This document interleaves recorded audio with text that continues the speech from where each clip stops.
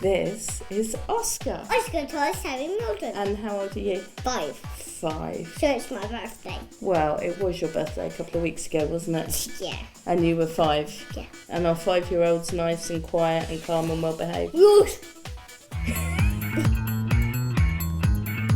He was born with tibial aplasia, which is a missing in tibia in his right leg. His fibula was also short, a bit twisted, was missing some bones in his foot, and he had a dislocated knee. He has ectrodactyl, which is a cleft hand. So he's missing a couple of fingers and all the hand bones associated with those fingers on his right hand. Do you like running with your friends? Good. Do your friends run faster than you? Bad. That's a bit bad. Does that make you a bit sad that they run faster than you? No? Because I keep getting my speed on.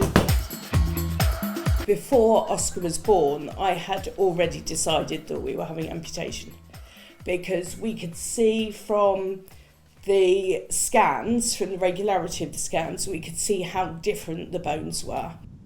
Although he is aware that he had a little leg, he is aware that he had surgery and we cut it off. He's always, all his memories are of him having a stump. It's his normal. He is fearless, ridiculously fearless. He loves running, he loves climbing, he loves jumping. I think actually he could probably get a job testing prosthetic legs to see whether they would break or not, because he does get through quite a few and I'm fairly sure it is just the pounding he gives them. Do you want to do your dancing? Go on then. Your disco moves. Oh, wow. Wow. How super cool are you? Fantastic. Once they start school, it's a whole different ballgame. You have no idea what's going on. None at all. They come home and tell you things, half of which is made up. I have spoken to parents who have said, my child's fine at school. They've been at school for a year, they've no problems, they get on with it. And they do. But it doesn't mean that they have to get on with it. You need to explain things to school quite a lot. They wanted him to be able to walk to the car park with his peers because it would be good for his self-esteem.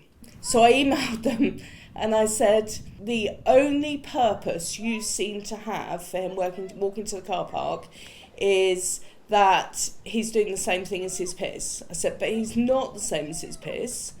And I don't see that it's going to achieve anything. I said, he has a 3-knee amputation. He uses 80% more energy than the other children to do the same.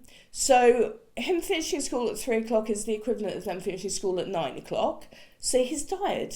I said, sometimes before we get home, he's taking his leg off in the car because he's tired. We have a blue badge. So the county says he can't walk very far.